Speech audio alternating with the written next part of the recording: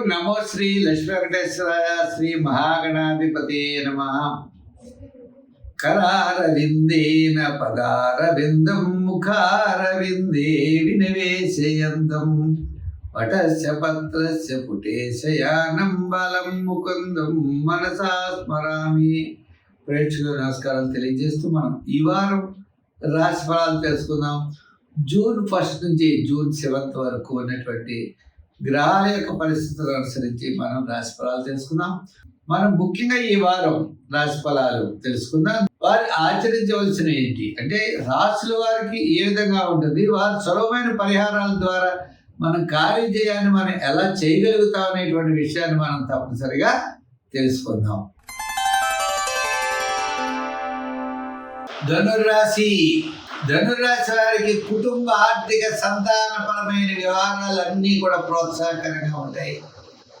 వార ప్రారంభంలో ఆరోగ్య సూత్రాలను పాటించి వారం మధ్యలో ఆర్థిక ప్రోత్సాహాన్ని పొందగలుగుతారు. వారాంతం సర్వత్రా విజయం సాధించగలుగుతారు. చాలా వ్యవహారాలు చాలా అనుకూలమైన పరిస్థితులు ఉంటాయి.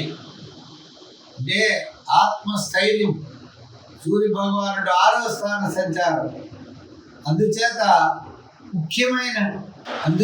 ముఖ్యమైన వ్యవహారాలన్నీ కూడా చాలా చక్కగా యోగిస్తాయి. నూతనమైన ప్రయత్నాలన్నీ ప్రారంభిస్తారు. ఉద్యోగపరంగా విద్యార్థులకి మంచి అవకాశాలు, అలాగే మరి ఉన్నతమైన విద్యకి అవకాశాలు విద్యార్థులకి, ఉద్యోగపరంగా నిరుద్యోగులకి అవకాశాలు లభిస్తాయి. ఉద్యోగపరమైన స్థానచలన అవకాశాలు కూడా చాలా మంది కనబడుతున్నాయి. పదోన్నతితో కూడిన స్థానచలన అవకాశాలు ఉన్నాయి. వ్యాపార పరంగా, వృత్తుల పరంగా మనం చూస్తే వృత్తుల్లో న్యాయవాదులు, వైద్యులు, కళారంగం వారు, చేతి వృత్తులు, కార్మికులు, సంచార వృత్తులు, సంచార వ్యాపారం చేసేవారికి చాలా ఎక్సలెంట్గా ఉంది. శ్రమ కూడా అలాగే ఉంటుందండి. శ్రమకు తగిన గుర్తింపు ఉంటుంది. అర్ధాష్టమ శని ప్రభావం వలన శ్రమ, ప్రతి పని 2 సార్లు 3 సార్లు 4 సార్లు తిరగడం అంత ఈజీగా మాత్రం లభించదు.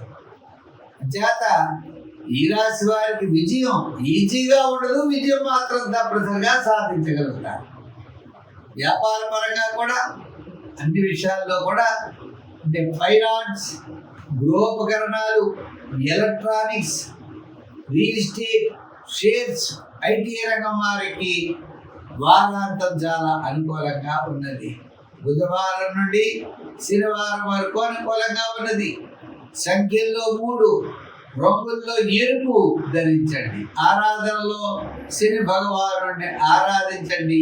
కాల భైరవాష్టకాన్ని పఠించండి. దేవాలయాల్లో శని భగవానుడికి మీరు తలుచుకుని నూనె ఇవ్వండి. వారు దేవుడికి దీపం పెడతారు. తద్వారా మీకు చాలా అనుకూలమైన వాతావరణం ఏర్పడుతుంది.